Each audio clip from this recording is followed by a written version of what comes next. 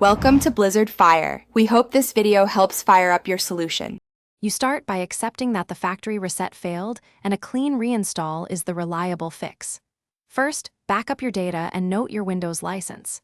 Next, run the media creation tool on a working PC and create a bootable USB. Use an 8+ GB stick. Once done, make sure BitLocker is suspended and confirm you can enter BIOS/UEFI. Finally, set USB as first boot device so you can immediately boot the installer and proceed with the reinstall.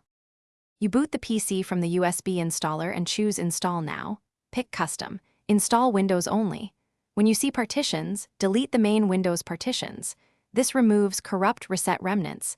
Then create a new primary partition and install to it. During install, connect to the internet when prompted so setup can fetch drivers and apply your digital license automatically.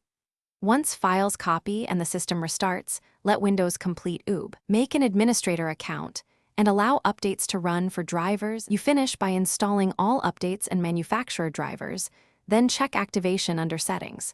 Sign into the Microsoft account tied to your digital license if needed.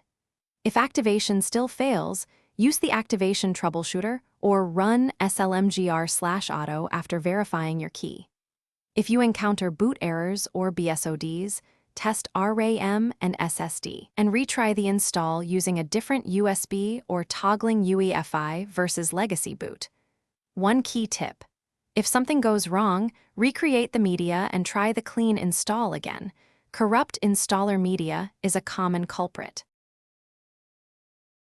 Thanks for watching. If you found this helpful, don't forget to like and subscribe.